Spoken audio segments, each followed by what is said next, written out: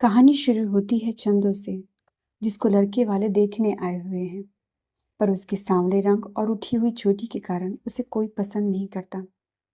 चंदो के पिता चिंता में हैं। दूसरी ओर चंदो सबकी मदद करने वाली है। चंदो के पिता बनारस में शिवजी के मंदिर जाते हैं, जहाँ उनकी मुलाकात उनके पुराने मित्र भीमा से होती है। चंदो के पिता अपने बेटे की शादी की चिंता भीमा को बताते हैं, तो भीमा अपने बेटे की शादी चंदो से तय कर देते हैं। फिर किशन को दिखाया जाता है, जिसके पीछे कई लड़कियां पड़ी है, पर किशन उनको भाव नहीं देता और किसी बहुत ही खूबसूरत लड़की से शादी करना चाहता है। किशन अपने गांव आता है, जहां उसे पता चलता है कि उसकी और चंदो की शादी की तैयारियां चल रही है। किशन बहुत बिगड़ता है, पर अपने पिता के सामने उसकी नहीं चलती और किशन और चंदो की शादी हो जाती है।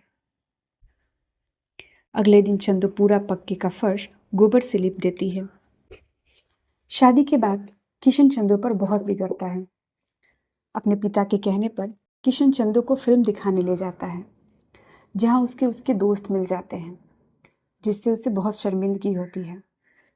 शाम को चंदो मॉडर्न ड्रेस पहनती है, जिसके कारण भीमा किशन पर गुस्सा होते हैं। तभी किशन के एक दोस्त का ट्रांसफर बॉम्बे हो जाता है, पर वह जाना नहीं चाहता। अपनी पत्नी से बच निकलने के लिए किशन अपने दोस्त की जगह खुद बॉम्बे चला जाता है, जहाँ रहने के ठिकाने के लिए कुछ ठोकरें खाने के बाद गलती से वह राधा के घर पहुंच जाता है। राधा और किशन पहले ही एक समारोह में एक साथ पदक जीत चुके हैं। राधा किशन को अपने साथ रहने के लिए कहती है और किशन राधा और उसके भाई के साथ वहीं रहने लगता है। किशन अपनी शादीशुदा होने की बात सबसे छुपाता है। धीरे धीरे किशन और राधा को प्यार हो जाता है और वे शादी कर लेते हैं। उधर चंदो अपने पति के खत का इंतजार करती है। चंदो का किशन के प्रति लगाव देखकर भीमा किशन को चंदो को अपने साथ ले जाने के लिए कहते हैं और बेमन से किशन चंदो को ले जाता है। पर स्टेशन पर राधा किशन को लेने आई होती है, तो किशन चंदो को स्टेशन पर बिठाकर बहाना बनाकर राधा के साथ चला जाता है। घर पहुंचने पर किशन राधा से कहता है कि वह सामान तो स्टेशन पर भूल गया और वह वापस चंदो को लेने जाता है, पर चंदो पर स्टेशन पर नहीं मिलती। काफ़ी खोजने के बाद थक कर वह घर लौट आता है। घर पर वह चंदो को नौकरानी के रूप में देखकर हैरान हो जाता है।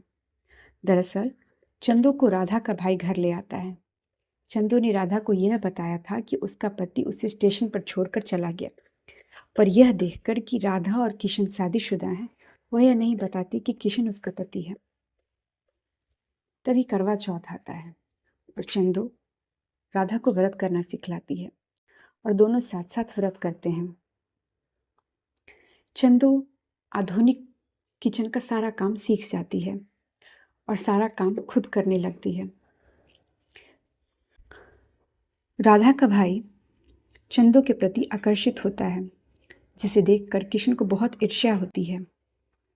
कुछ दिन बाद राधा चंदो को पार्लर ले जाती है और मेकओवर के बाद चंदो खूबसूरत दिखने लगती है। चंदो के पिता चंदो से मिलने के लिए उसके ससुराल आते हैं, जहां उन्हें पता चलता है कि चंदो किशन के साथ बॉम्बे में है। चंदो से मिलने भीमा और चंदो के पिता बॉम्बे उनके घर जाते हैं, जहां चंदो के बदले हुए रूप को देखकर वे हैरान हो जाते हैं। घर की ठाट बाट को देखकर चंदो के पिता बहुत खुश होते हैं। शाम को जब किशन और राधा घर लौटते हैं, तो चंदो पिताजी के आने के बाद किशन को बताती है और आश्वासन देती है कि वह उन्हें जल्द ही यहाँ से भेज देगी। इसी बीच किशन के कमरे की आवाज़ सुन चंदो के पिता को सब पता चल जाता है और उनसे भी चंदो से बात करने के लिए जाते हैं। चंदो कहती है कि वो यहीं रहेगी और वो इस बारे में किसी को भी न बताए और उन्हें और किशन के पिता को यहाँ से चले जाने के लिए कहती है। चंदो और चंदो के पिता की बातें किशन सुन लेता है। चंदो के पिता भीमा को लेकर वहां से चले जाते हैं। अगले सीन में राधा का भाई चंदो से शादी का प्रस्ताव रखता है, जिस पर चंदो उसे थप्पड़ मार देती है। चंदो यह बात किशन को बताती है और भावुक हो जाती है, जिस पर किशन उसे गले लगाता है।